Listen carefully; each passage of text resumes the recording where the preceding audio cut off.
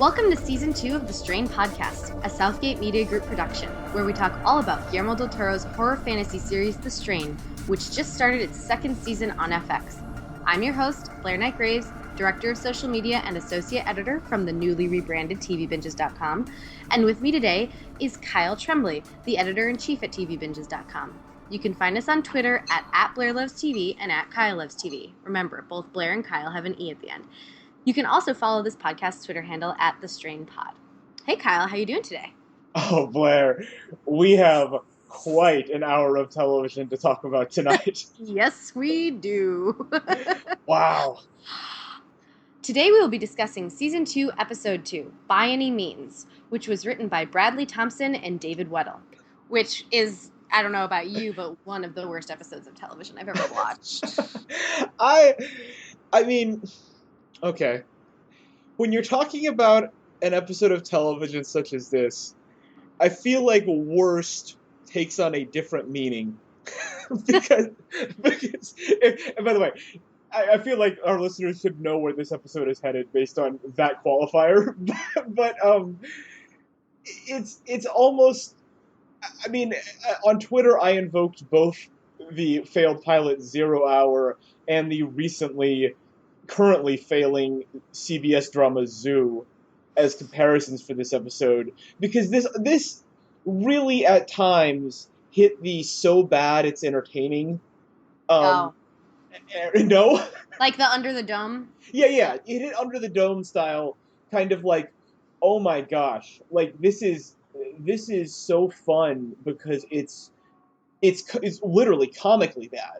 And yes. The Strain really, in my mind, has never gotten there as consistently as it did tonight. Like, there have been elements of The Strain in the past that I've laughed at, and on this podcast certainly, but this was a good chunk of the middle of this episode was just comically incompetent to a degree that again is like 0 Hour Zoo kind of Under the Dome level of executing a pilot. And at that point, it's no longer the worst because it's actually entertaining to watch. So that's my case. That this wasn't the worst episode of The Strain, because it wasn't boring. I'll say that. No, it certainly was not a boring episode. A lot of really interesting things happened, and a lot of questions were raised, and a lot of history was laid out. A lot of sex was had in pools. So a lot. I would absolutely say it was a very entertaining episode of television. That being said, yeah. I didn't enjoy that entertainment, if that makes any sense. Sure. I found myself concerned, pissed off, irate. Found myself a lot of things. So what specifically, like what's number one on your list of complaints? F and Nora. I think F and Nora and the way that they treated their forced experiments. Interesting. On those people, which it's like, so I recognize you have this moral conundrum, right? The human race is dying, yeah. or is set to die. Obviously, there's more humans still than vampires because there's the whole world. Sure. But the human race is set to die. There are these two scientists they're the two scientists that we know of that fully understand what's happening, who haven't been shielded by government conspiracy, by Palmer's money. And they want to try to find a cure, and they do that by finding two semi-accepting, semi-non-accepting infected people. Sure. Who have sort of agreed to this and sort of not agreed to this. Two normal people who would react normally to the situation. Exactly. Yeah. No, like, oh yeah, I want to do my part for science. Right. For yellow fever. Yeah, well, I've just been informed that I'm dying, so I'm kind of reeling, but it seems pretty obvious that I should do my part for science because I'm going to die either way. Right, exactly. Yeah. But then it comes to the point that their consent is revoked. Yeah. Because drunk F thinks that that's the right thing to do, yes. And he starts forcing experiments on these people. And I'm all about a dark hero. Mm-hmm. I'm not going to go on a rant about how much I hated the end of Dexter, but like I was a huge fan of Dexter. And I love Hannibal, and Masters of Sex, I would say, is a show where they're, Bill Masters is a character who takes liberties with what is okay and not okay. So, But I did not agree with. I couldn't accept that from F, and it bothered me to my core. Is that because you're a book reader and you have a certain expectation for F? No, I would absolutely say like that's sort of in line with who F is. He did not do that in the book. Sure. So I have that strong feeling of, of like, oh, well, that's not, he didn't get that extreme in the book. He did a lot of terrible things in the books. Like an example that I don't think will matter later is like kidnapping a guy and holding a gun to his thigh and saying, I'm going to shoot your femoral artery. And he it's like 3 chapters where he's with this guy and he's got the gun on the guy's artery. And like, that's pretty callous, and he's drunk the whole time. So like, yeah, he's definitely got it in him to be cruel and all of that. But I don't, this is a side of the character of F that I don't know. Like, yes, he could be a cruel person and he could be like really bullheaded about wanting to cure everybody, but I don't know if he would like go beyond the consent of a person, Yeah. Of an innocent person. The person he's holding the gun to the thigh to is an evil person. So it's like, or involved in some way. Well, I think you and I, off mic, have had this discussion about Game of Thrones, and I've had this discussion on mic with our dear friend Sophia on her podcast about Game of Thrones, which is called You Got with Sophia. Look it up on iTunes, subscribe, rate, review. We've both been on it. We've both been guests. Which is, if you're going to do a scene where someone does something truly like transgressive, like in terms of like just like that's not okay, like that's beyond. That's not just committing a crime, but that's like doing something monstrous. A crime against humanity. Yeah, a crime against something that is like genuinely upsetting, even if it's just on TV. The presentation is so important because it's not that you can't do those things, but it's that you have to be really mindful of the tone you're taking and of how it's presented. And, Game of Thrones, obviously, it's the near bi-weekly rape scenes. In this show, it's I mean, what F did to these people is a monstrous act towards the goal of something that I think we can all agree to, which is stopping this virus. And I think a lot of our criticism and I have to be careful about this, because a lot of my criticism with the show is that no one is behaving urgently enough. That's my sort of running criticism. Right. And this, in theory, is an example of F behaving as urgently as the situation dictates. He, frankly, should be sort of doing a take no prisoners attitude towards this, because the world is ending. It's like you at some point, you have to stop the decline of humanity. Like the imminent decline of humanity and rapid decline of humanity. Like that, it's at some point, he has to take unpleasant actions. But at the same time, just the way it was presented, the fact that he got drunk to do it, and I understand like he kind of needed his liquid courage or whatever, but it's also like getting drunk to do something terrible, like just the way it painted that character as doing something really, truly cruel, and Nora being complicit in it, didn't paint them in the best light. No, it didn't. And it's juxtaposed very interestingly against the backstory of Satrakian, where he confronts the evil scientist from the Nazi times. Yeah. Well, this is where the 0 hour comparison comes in, because we were on the border of hashtag Nazi clocks here. Yes. Like we were in the memorabilia store. All it would have taken is one glance by young Abe towards a clock, and we would have been full 0 hour. So. Yes. For our listeners who do not follow Kyle and I's Twitter feeds extensively, which I'm sure most of you don't, this is a running gag for us. There was an ABC show that got a pilot put on air, and I think that's all it got put on air, called 0 Hour. Week 2 made air, and then they burned it off over the summer on Saturday. Oh, okay. So they gave it the death slot that Hannibal has right now. Yeah, the Hannibal did. R.I.p. Hannibal. You are well loved. But suffering the same fate as 0 Hour. The most just a lack of dignity, really. Yeah. 0 Hour was a truly awful show. Hilariously awful. That's why it endured. And it was about I don't know exactly. It wasn't about anything. Time traveling and yeah. clocks from the Nazi era that the Nazis had, and people were uncovering it. It was basically a peyote dream of Lost. Yes. So anyway, yes, I agree. Yeah. It was bordering on the Nazi clocks. Hashtag Nazi clocks. We had elements of this episode that sort of hit the same notes as 0 Hour, is what we're Right. saying. Like there was Right. bonkers elements. That scene, that flashback. So first of all, I don't know what it was that bothered me about the appearance of young Abe, but I really thought he was like wearing a Halloween mask. Like, was that goatee fake? Like, what was happening there? It's that they're trying to sculpt the face of whoever that actor is to look more like the actor who plays Satrakian, whose name I can't remember right now. Walter Frey, that's what I know. Walter Frey, yes. Walter Frey. But Satrakian, they're trying to sculpt his face so that he looks more like him, and that's why it looks so strange. It went terribly. Yes. I'll tell you right now. Every time it's done terribly. Something's up with the Straight in these like makeup costume things, because like the master obviously looks like a frog monster. And it just, something's going on there, and it's not helping matters. No, but then they do have cool things like Kelly and the Feelers. Those look awesome. Yeah. They get it right sometimes. Yeah. But it's just interesting to juxtapose, F with a Nazi doctor, like who does crazy experiments.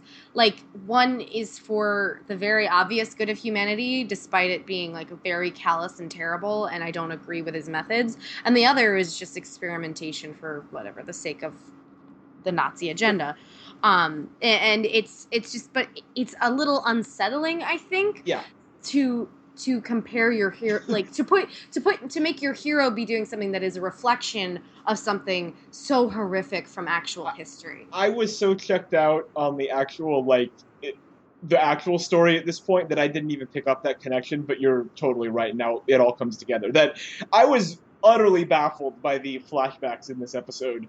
The 5+ minute chase scene involving the cane, just like real dumb stuff. But You're right. It was drawing the parallel between the Nazi doctor and F, which isn't the best look for the ostensible hero of your show, even if he's kind of an anti-hero. It's still, that's really harsh.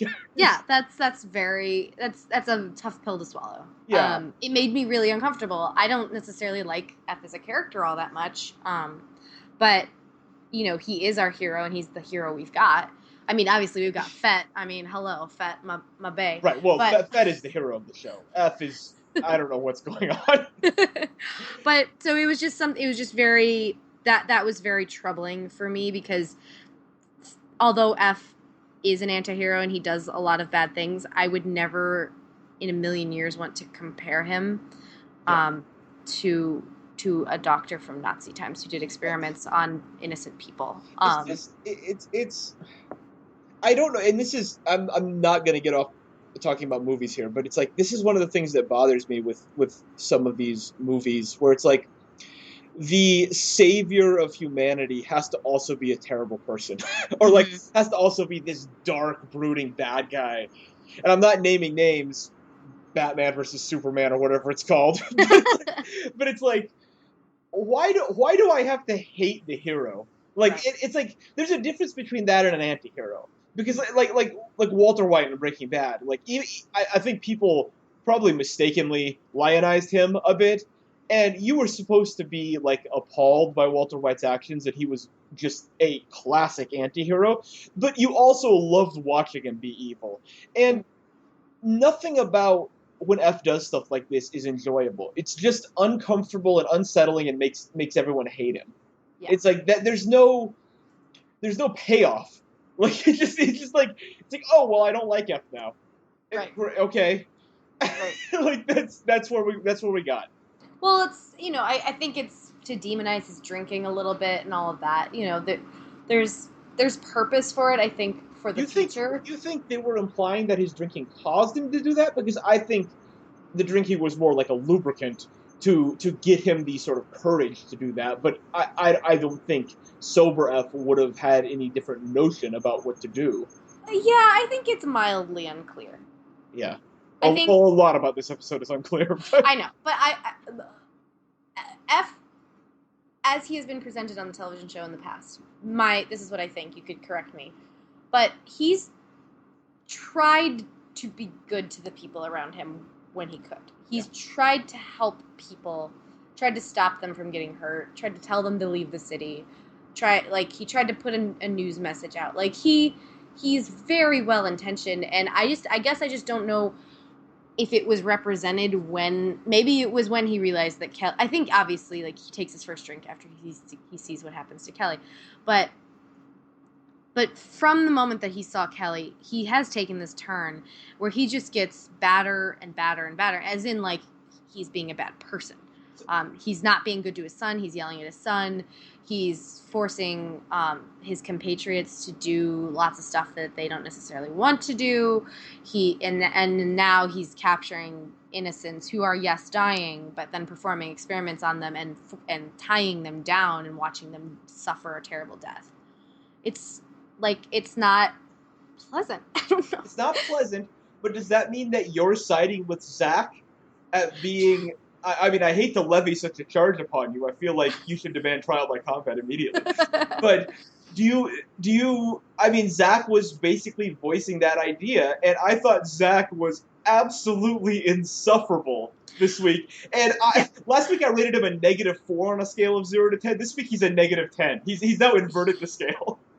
I tweeted this, but the old Zach was sad. Yeah. He was just like a sad kid with sad eyes, and I could deal with sad kid who was watching the world fall apart around him. Sure. This is angry kid with angry eyes. He's just got sour face. I was going to use a different word. He has got sour face. He has not come on screen once and looked like a child. He just looked like he looks like he's just ready to tear somebody's head off. Like, he's just terrifying. Like, he looks like the unhappy smiley face in instant messaging. That's exactly right. I just... sad emoji. He's sad emoji, right? We should just call him sad emoji.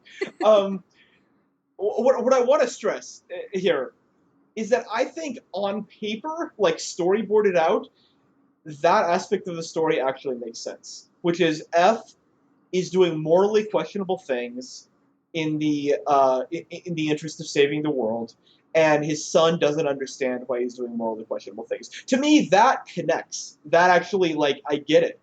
But the way it's all presented with F, like, they focus on him, like, strapping the wrists down, and it's like, it just, icky, makes my skin crawl. And then Zach, sad emoji, just, I mean... being like literally doing Debbie Downer, like he's just doing a Debbie Downer impression. It comes off so bad. Like, it comes off to no one's benefit. Everyone is hateable. Everyone, I feel sympathy for no one. I don't relate to anyone. It's just upsetting people doing upsetting things over and over again. Yeah. That's it. Like, right, it's not an error, I think, in direction. It's an error in execution, which is I guess half on the writing and half on the directing. Because I thought this episode was just on both fronts an absolute atrocity. Like, yeah, right. Like, it's just a. I mean, again, I don't use the word incompetent lightly, but there were a lot of elements of this episode that were just incompetent as far as making television goes. I am fully on board with that. We've gone way too long without mentioning Fett and Dutch. I was literally going to say, we can't not talk about it any longer. Holy cow. It's right there, butt naked in front of us. Yes. Like Vasily Fett's exposed buttocks. Which was very nice. It is right in front of us. Yes, that was the reaction of Twitter. I was losing my mind about this scene because it might be the worst scene of 2015. And all anyone on Twitter could say is, ooh, clap, clap, clap, Fett naked. I felt like I was under a dome, but I was the only person under the dome. Like, I was alone in a dome, yelling about this scene, which was bonkers.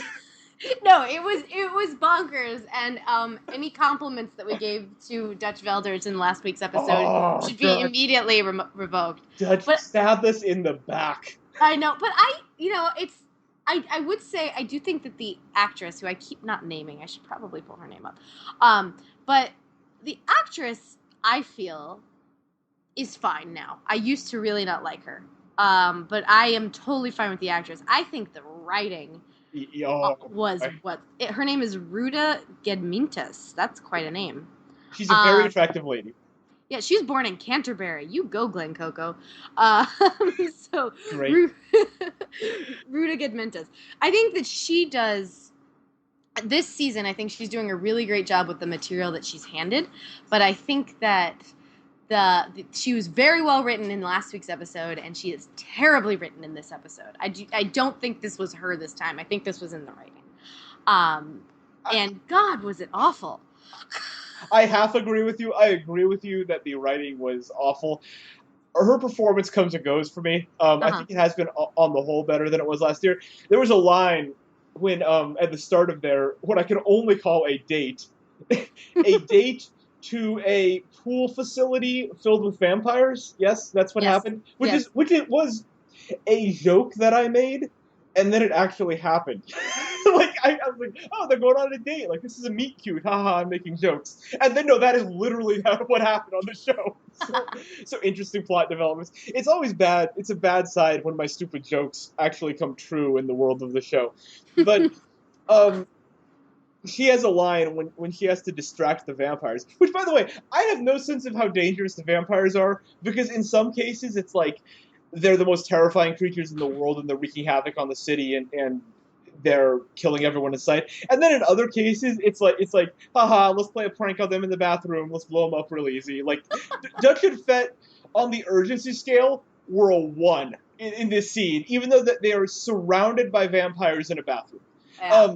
Anyway, she gives a line when she's... I mean, I'm going to skip over Fett's line about how she's such a good distraction because she's so attractive, or what was it? Something because she's desirable. Oh, yeah. So skipping that line, not even the worst line in this one exchange, because she stands up and says, "Creatures of the night, come and get it," and in the middle of that line reading, she bails on the line. She's like, "Come and get it." The dialogue is so bad that she couldn't commit to it, and I'm sure they did more than one take, and that was the best one. I just imagine 8 times her just being like, "Guys, we gotta move on. I can't say this with a straight face." So I guess I can't really blame her for that. But anyway, that whole scene was, I mean, it was mind blowing, in the worst way. Just wow. Yes. Yes. Wow. I'm very on board with your opinion there. But can I offer some thoughts? Okay.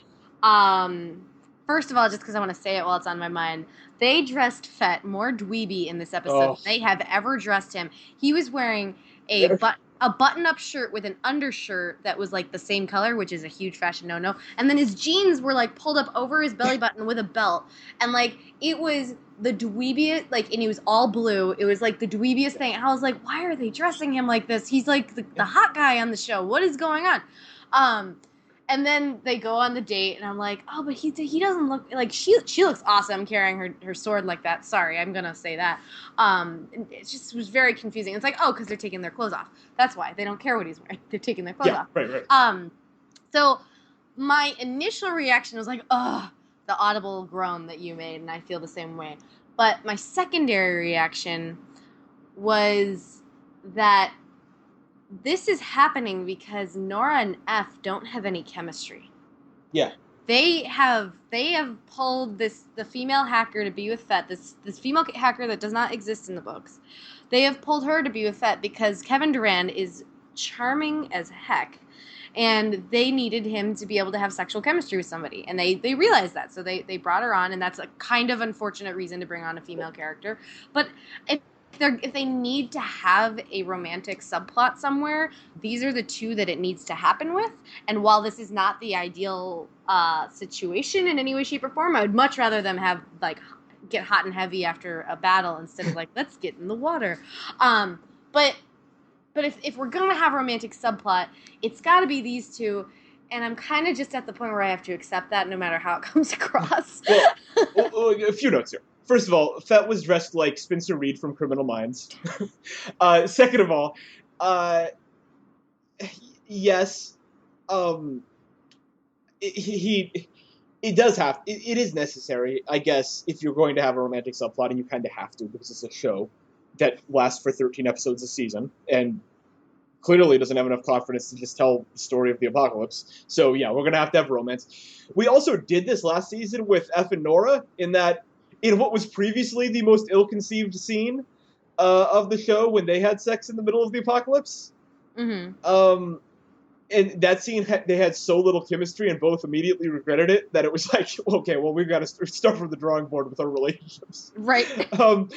But I guess I'm not like my issue with the scene again is not that I'm morally opposed with Fett and Dutch being together, but a couple lines of flirting spread across the last number of episodes and whatever, like that, you got to earn it. If you are a horror show about the apocalypse where there are very big ideas at hand about vampires and saving the world, yada yada, about the Tuxedo Luma or whatever the book is called.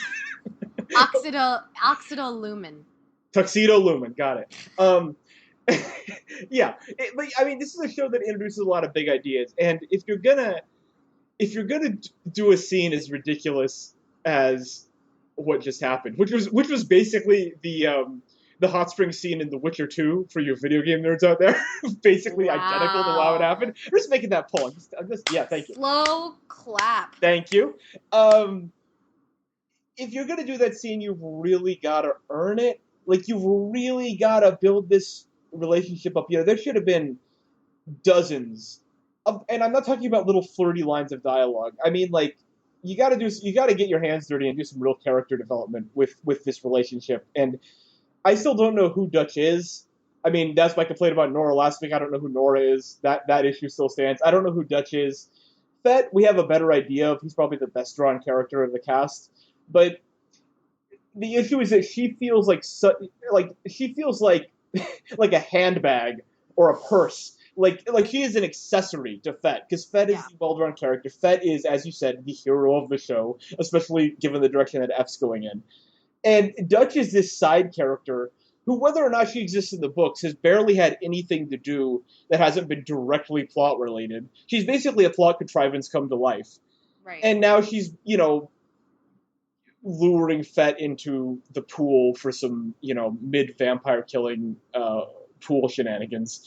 It's just like, she's such a plot point as opposed to a character that it doesn't land.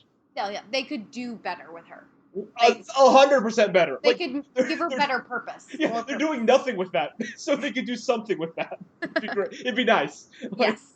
No, but I think that is just a symptom of the overall problem of the strain. Sure. For instance, I think this season they are going out of their way to show a father-son type relationship between Fett and Satrakian. Yes. What comes across very naturally in the second book, it comes across very unnaturally on the screen. It feels forced that Fett is so loving to him and that he's always with him and that he's always, doing as he says and all of that. It doesn't feel like the Fett from last season got to that point with Satrakian. It felt like F would have been that character for Satrakian based on the show's world. And I think that they're doing the same exact thing with Fett, with giving him a love interest. He's a good actor, so they're forcing him into these roles, into these relationships with other characters because he can carry that. But the problem is, as much as I love Walter Frey, it's not his name, who plays Satrakian. David Bradley. Yeah, David Bradley. They don't have that chemistry either. They just keep trying to fit, they keep trying to fit these in those toys that children have, like where you have to fit a shape into a mold. Like if Kevin Durant is the star, they're trying to put a square and they're trying to put a circle up against that star, and it doesn't mesh. It doesn't translate. Because I think in each instance, Fett does a very good job with the material for what the material is.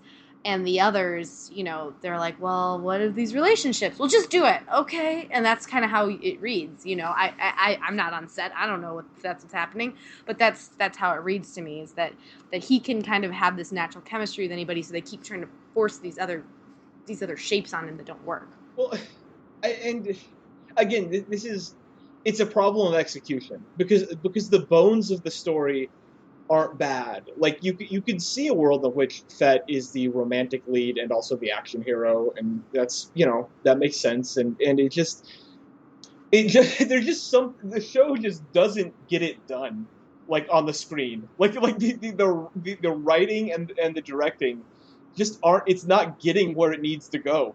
And there are definitely problems with the like overall plot arcs, and the show loves to shortcut these things, like you were talking about the Abe's relationship with anyone, basically. Mm-hmm. It sort of fits and starts, and then this season it seems like we've reset his relationships with everyone, and now he's Fett's father. Like Right. it's just like I don't. I mean, trying to trace the relationships on this show would be a fool's errand. I don't think there's any possible way you could make a case that the character work and the way the characters perceive each other has been even remotely coherent in virtually every case. It's just kind of the characters behave in such a way as to support the plot. Like there is very, very little independent character work going on here. It's all in service of the plot of the episode, and then the next episode comes along and the characters shift to be in service of that plot. Right. And I think Fett is the best character because his backstory actually wasn't shortcutted. You know, we have this rat catcher who is very resourceful and simple, but in the best way. You know, he's a guy who doesn't overthink. He just sort of gets stuff done, and that certainly has the makings of a hero. But he has no compelling character to play off of.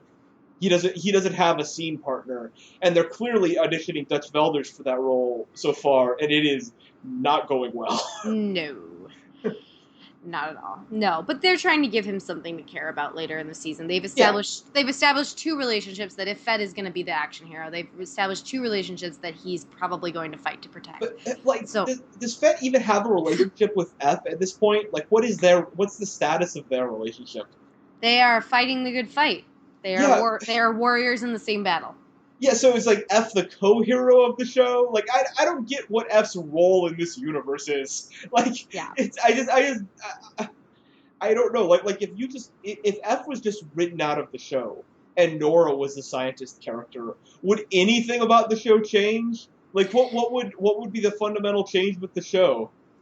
Yeah, I mean the fundamental change would be the Kelly character and the Zach part, like, which are very important for this season. But it's such a contrivance. It's such why does the the world is ending? Why do they care about F? Like, yeah, they're supposed to be Kelly and Zach and F, right? So like they are supposed to be the embodiment of the vampires coming for their loved ones. Like, right. You need to have a cat and mouse chase. You need to have one character who's constantly being haunted by their vampire family member. But the thing is, as you said, that could have been anybody, right? Like, it could have been Nora's demented mother. It could be Fett's parents. It could be Satraki. I mean, Satraki didn't have children, but you could have given him children. You know, like there's any number of different types of relationships where you could have kept that cat and mouse game going.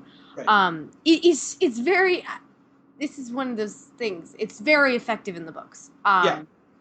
It's incredibly effective in the books, the way that that the F. Kelly and Zach relationship works. And I think Zach is very well drawn in the books as being somewhere between a really bright and sweet and kind of snot-nosed, doesn't know how to deal with what's happening kid. Like, he's got all of the characteristics that both of those actors who've played Zach have brought to him, but he has them sort of seamlessly the way that a preteen has, instead of this sort of chalky, we'll only make them say 3 lines in one episode, and each of those lines is just too heavy-handed and too angry. Yeah. And it's very strange that what is the heart of the book is the one thing that doesn't translate at all into the show. And that's very fascinating. It's it's an interesting, isolated experiment of how to translate different types of things. Yes, and, you're absolutely right, and it's a problem that existed in season one, which is the show doesn't even have a remote grasp on its own scope, and has no in what is this now, 15 episodes of television? 17 episodes of television. The Strain doesn't even have a rudimentary idea of how to portray its story using a scope that makes sense when compared to the giant apocalypse that's happening. Like this is right what we were talking about last season about all the issues with people not panicking enough and New York seeming to be operating fine despite there being vampires on the loose murdering people every night. It doesn't have a sense of how to tell the personal story of F's wife and Zach's mother coming back to get them, while balancing that with the apocalypse story. Because when I'm watching that material, like anything about that, I'm just thinking like, well, what if Kelly in the next scene walked in and it was her, Zach, and F, and then a fireball hit them and they all died. It's like, well, the apocalypse is still going on. The mechanics of the group we're watching don't really change at all. Like, there's still a scientist, there's still Fett, there's still Satrakian. It's like, F's significance to the broader story is really murky to me. Because as we saw in this episode, Nora's the one making all the big breakthroughs. Like, right. I don't buy F as a brilliant scientist. I don't buy F as a key cog in stopping the apocalypse. And that is mission number one for any show like this, which is establish the importance of every member. You know, the importance of every member of that team has to be established, or else in any story about their safety or health or whatever is irrelevant, because they could die and the apocalypse would still be happening, and our chances of solving it would remain virtually unchanged. Right. And so it's like with Satrakian, like, we understand his importance because he knows about the Toyota Lumen or whatever it's called. He knows about that. And so it's like, okay, I get it. And then Fett, he's important because he's the only one who actually does stuff. And then Nora, even though I don't know who she is, at least seems competent and smart, and is able to figure out stuff that apparently eludes F, and she's not a drunk. So I get her importance. It's like, well, but what's F's importance? He's supposed to be the star of the show. What's his importance? Yeah. No, that's very fair. Do you know who I think the star of this episode was? Hold on, let me guess. I'm trying to replay the episode in my mind, and I realized I only retained about 10 minutes of it. No, who? It was the unnamed, or I don't know her character name yet. Yes! Blonde woman who was saying, "Where are all the troops? Why aren't the troops here?" What's so funny is I can't tell if the show intended that to be like over the top, this hysterical woman panicking. Like, I don't know if the show was making fun of her, because the way both you and I read that is that she's a freaking hero. She's the hero of the Strain. Yeah, she's the only person in 15 episodes who has treated the apocalypse with exactly as much urgency as should be required. Yes. Yes. But I think that scene was there for people like you and I, yes, who keep saying, hey, where's the urgency? What's going on? All this stuff. And it's very clear that Palmer and his money are blocking all of those things, but we don't see the outside world reacting to that blockage from Palmer, you know? We only see the outside world not reacting to the vampires that are killing them. I mean, and again, when we made this point last year, but it bears repeating, which is YouTube exists, and the internet blockage was established as being kind of spotty because Zach accessed the internet last year after trying for like 2 hours. Yes. So the internet still exists, right? Like, Dutch Vilder's hack didn't just end the internet. There would be thousands of videos posted to YouTube and other sites showing vampires mauling humans in the street, and the world would be panicked by this, because it is vampires mauling humans in the street. Like, this would be a real situation.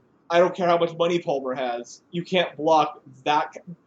A situation to that level can't be blocked by money. This is, Right. this isn't like an isolated like UFO in Roswell or something. Not coming down like a conspiracy nut. I'm just using that as an example. I don't want to get emails about my crazy UFO theories. But it's like, this isn't like a single event. This is like Walmart's being raided by vampires who kill everyone in the store. Right.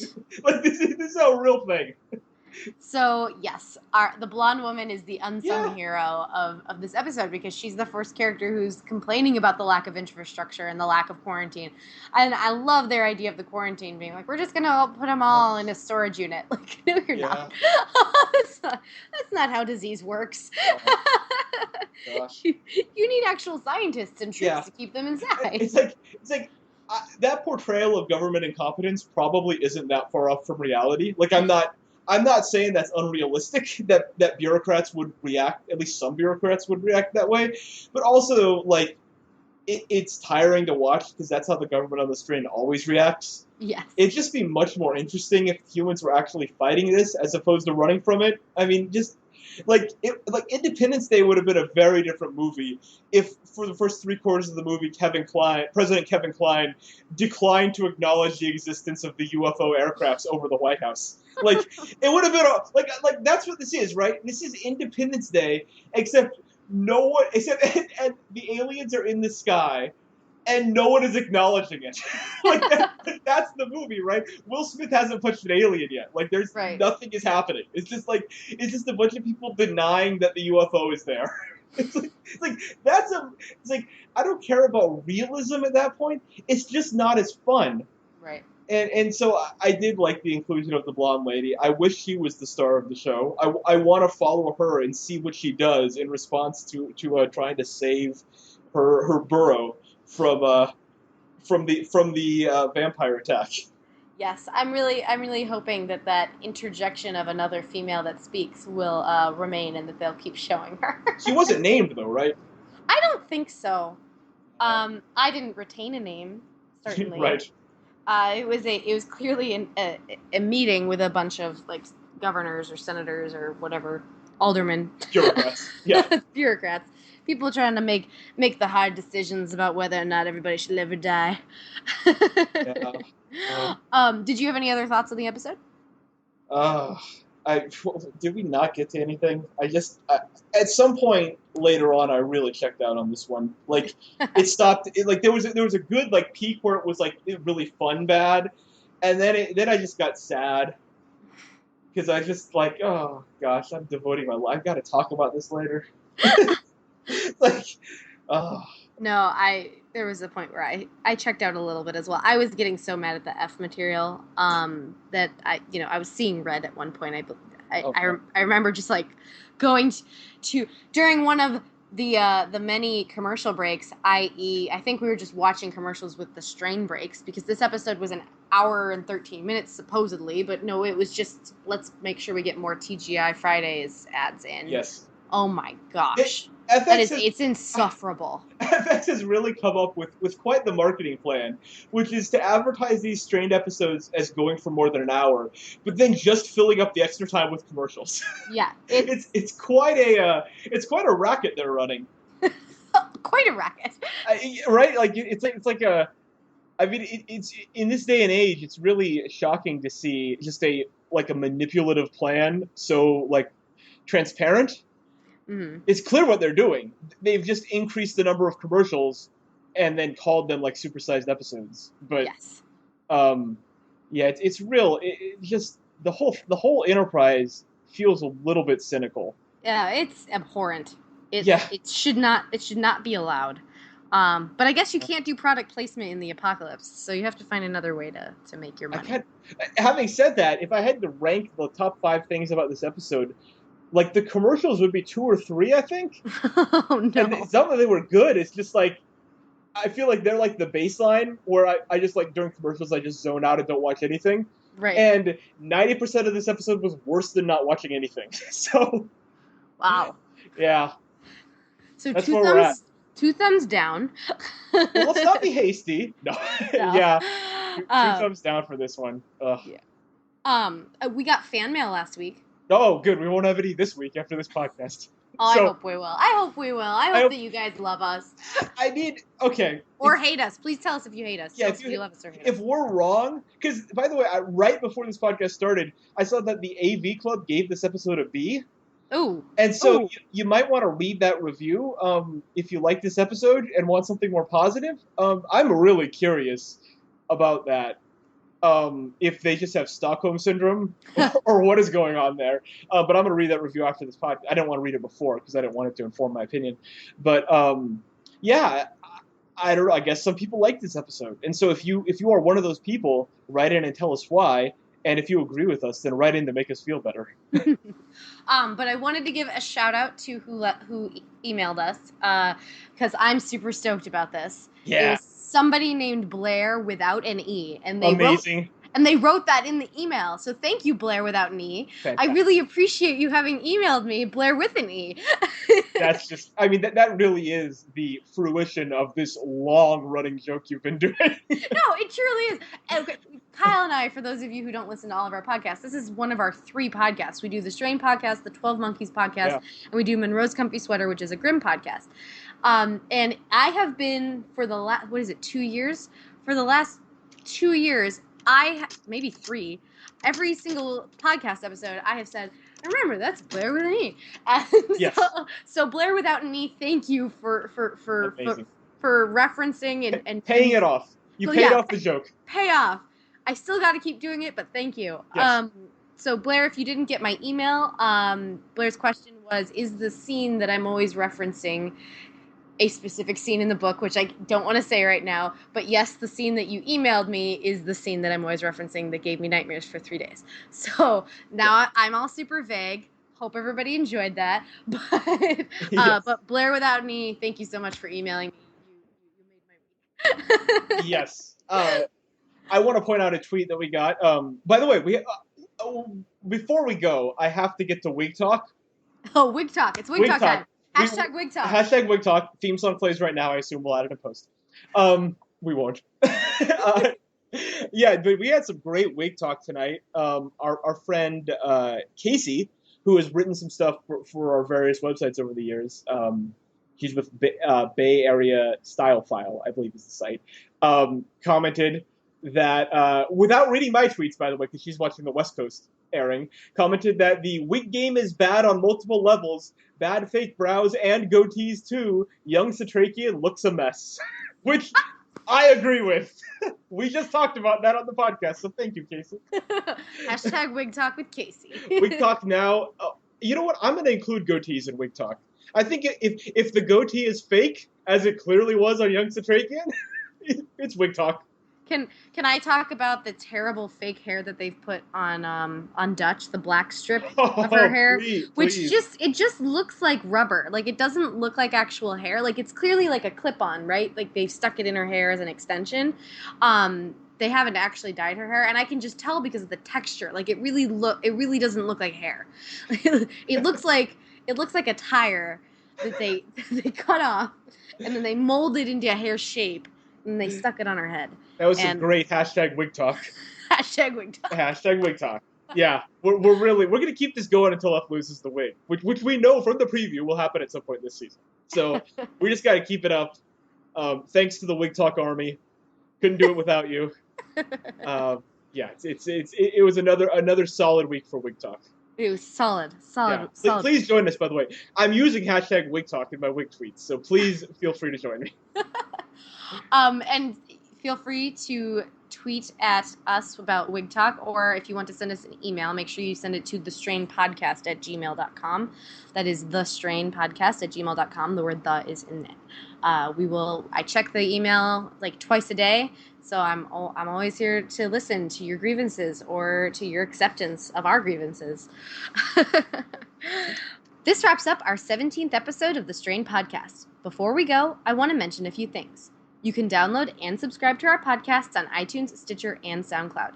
You can also hear all of our podcasts at our website, southgatemediagroup.com. Please subscribe to the show and also rate us. Follow the show on Twitter at @TheStrainPod, and Kyle and I at KyleLovesTV and @BlaireLovesTV. Remember, both Kyle and Blaire have an E at the end. Send us your fan mail at thestrainpodcast@gmail.com and check out our website tvbinges.com to join in on our monthly binges and create your own. Our upcoming binge is the X-Files binge on July 26th. It will start at 1 p.m. Eastern. Go to tvbinges.com or the X-Files News, our partner, to look at the episode list. Thank you again for tuning in, and we'll see you next week.